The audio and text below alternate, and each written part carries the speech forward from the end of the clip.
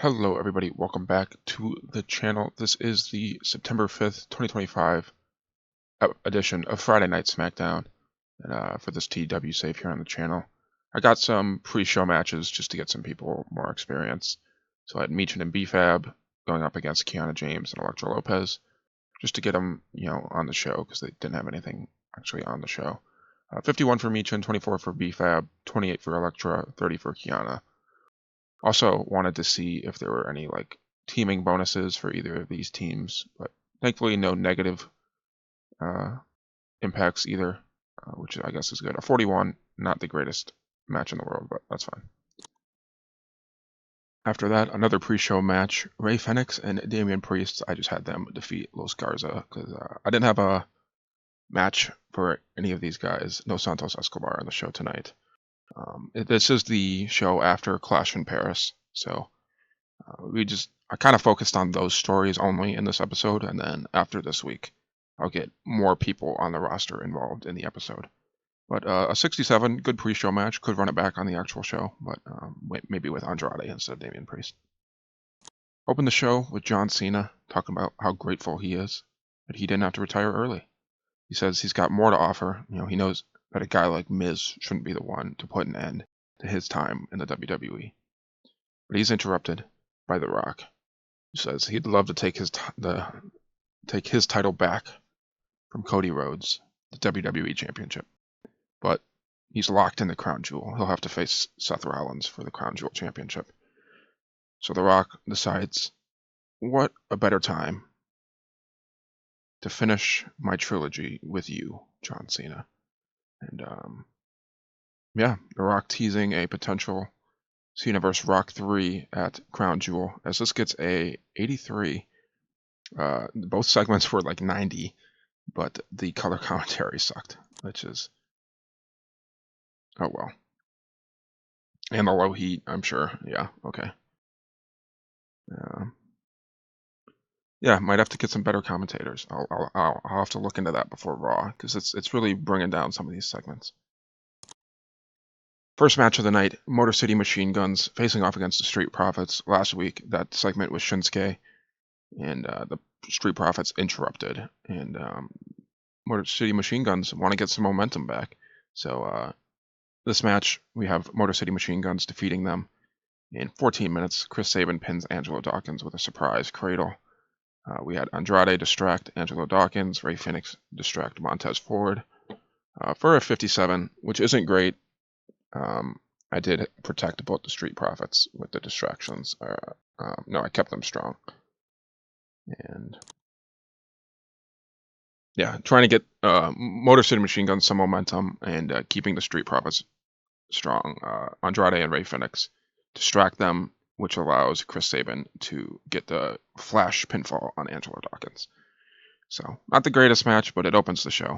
And after that, we go backstage to Shotzi and Tegan Nox, who agree to team up and go after the Divas tag titles.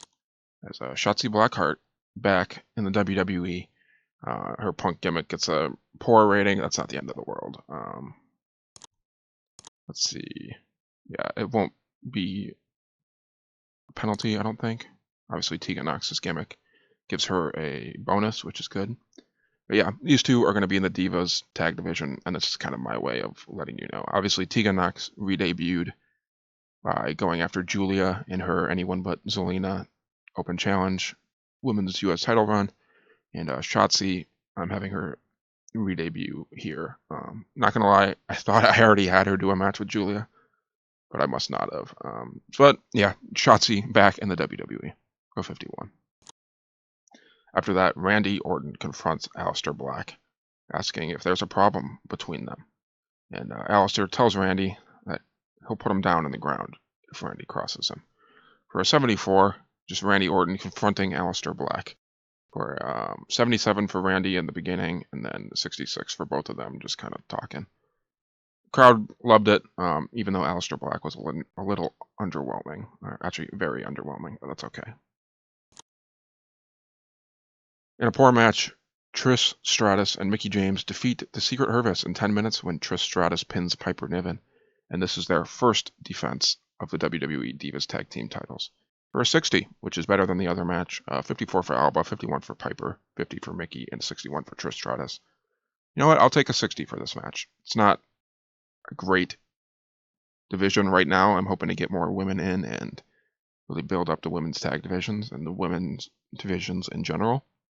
Kind of make this more even men and women, not just large men with a small women's roster. But yeah, 60, I'll take it. Even Secret Harvest aren't super over. Mickey James isn't either, but I'll definitely take this. I did not keep anyone strong, so that's why the match was fine. After that, The Miz comes out to say that John Cena may have beaten him at Clash in Paris, but Carmelo Hayes, he's a free man, and this is America. He has the choice if he still wants to learn under me, if he chooses to. Carmelo Hayes comes out. It looks like he's about to accept the Miz's proposal, but he attacks him instead. And yeah, a future face turn for Carmelo Hayes was hinted at during the segment. I'm going to be so honest. This was supposed to be the segment where I turned Carmelo face, but I didn't do it yet. Yeah, that's okay. I'll have him turn face later. He'll maybe beat up the Miz, or maybe he'll beat up a different heel, so that we can say, hey, Carmelo's he's free from the Miz. He's a good guy now. That was supposed to be this segment, and I totally forgot to do the turn in like the notes, the road agent notes. My bad. 73. In a wild brawl that had a decent reaction from the crowd, but terrible wrestling.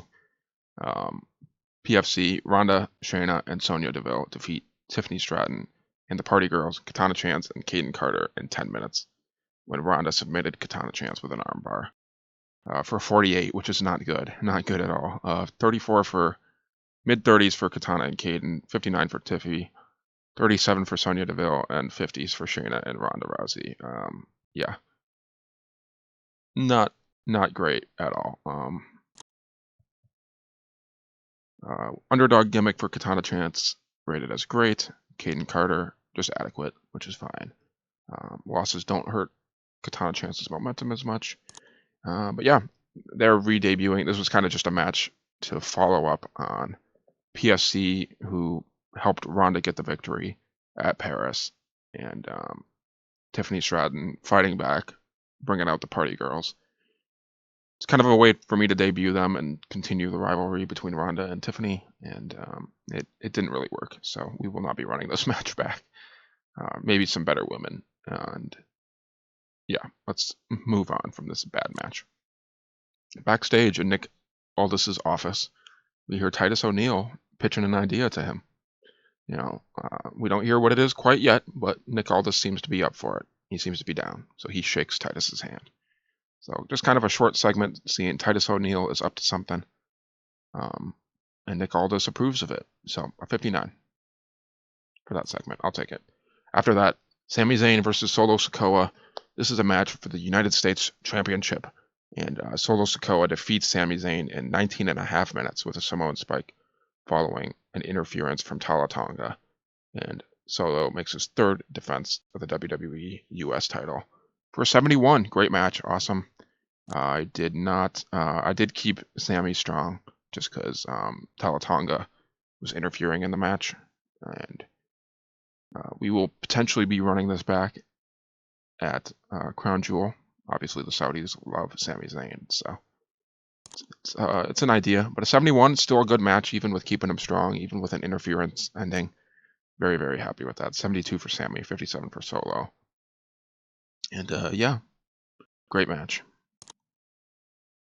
Roman and Jimmy come out to defend Sami Zayn after, Solo, JC Mateo, Tama Tonga, Tonga Loa, they're all attacking Sami Zayn after the match. And Roman and Jimmy come out to make the save. For 65, Roman looks like a star, of course. The storyline loses a little bit of heat, but that's not the end of the world. Yeah. After that, we got an open challenge. Anyone but Zelina Vega with Julia. And Marigold wrestler Misa Matsui comes out. And yeah, Julia gets the victory in 10.5 minutes by pinfall. I told him to go out and steal the show just because I knew Matsui wouldn't get a great rating, and because she's got no pop in America. But I wanted to give a Joshi match for the open challenge.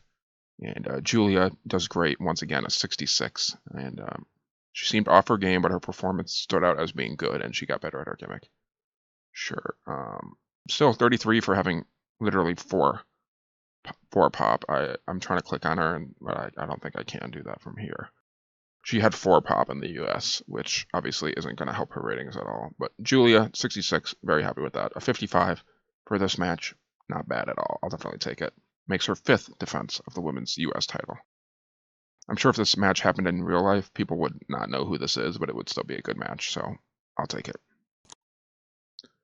Logan Paul comes out, promotes his podcast, saying his stories are more interesting than anything that a bum like The Undertaker would have to say. For a 75, just Logan Paul coming out, promoting his podcast. And the commentary is really dragging down a lot of these segments. We'll have to do something about that. And for the record, I just did that because I had Randy confronting Alistair, and I didn't really want Logan to be in that segment. So I just kind of had him come out and do a heel, I'm better than The Undertaker at podcasting type of thing. Yeah. We find out last week, obviously, Charlotte Flair saw someone off screen and smiled. She saw Bianca Belair, who offered to step in for Charlotte and face Nia this week in her place. So kind of a flashback to last week's SmackDown, where we see when the camera pans over and shows Bianca Belair. So Bianca Belair is back in the WWE, and she will be facing Nia Jax. And the storyline gains heat. 73 for this segment. Very, very happy with that. That match follows, and Bianca gets the victory in 14 minutes with a KOD. And I made this my storytelling match. It gets a 61, which isn't the greatest thing ever, but it's not horrible. 62 for Bianca, 45 for Nia Jax. And the storyline gains heat once again. Nia is in amazing form. Obviously, we found out that Charlotte and Nia had not good chemistry. They had really bad chemistry. So this is just continuing that story, slotting in Bianca for Charlotte's place. After that, Drew McIntyre attacks Jacob Fatu, and he vows to put down every member of the bloodline like he wanted to earlier in the year. So Drew McIntyre going to hunt the bloodline down for a 74. He attacks starting with Jacob Fatu first, who wasn't even in the bloodline, but he's a face, so Drew McIntyre is going to attack him, and he's bringing back his bloodline hunter gimmick. And 74, definitely we're going to take that.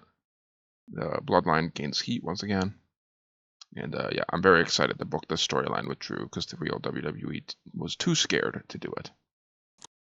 After that, DIY versus the Wyatt Six for the tag titles.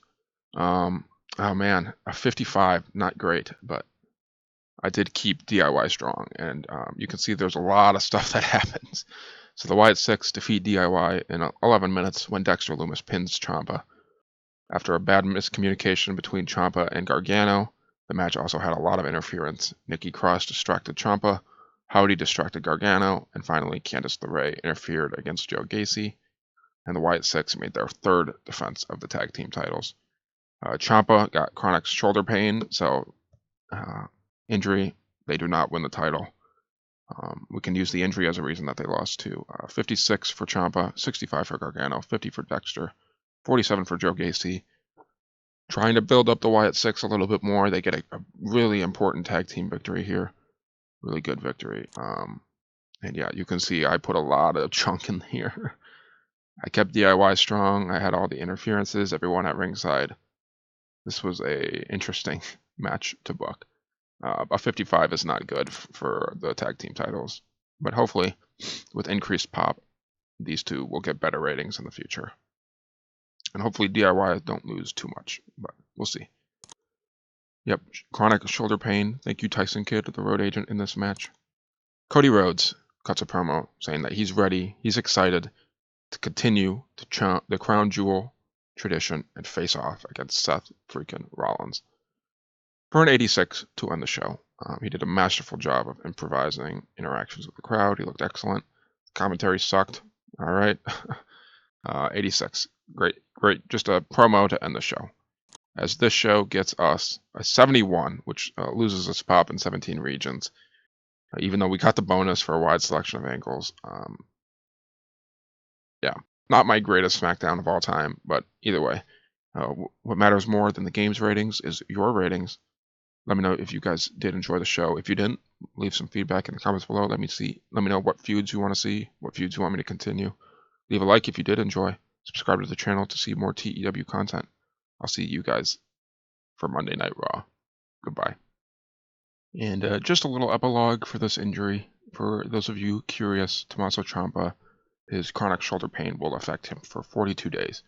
But he will still be able to work through matches, but I probably won't have him in a lot of them. So, I mean, I'm glad we got him DIY the title shot, but I'm also glad I didn't give them the victory, because 42-day injury would not be great to book around. But yeah, that's it.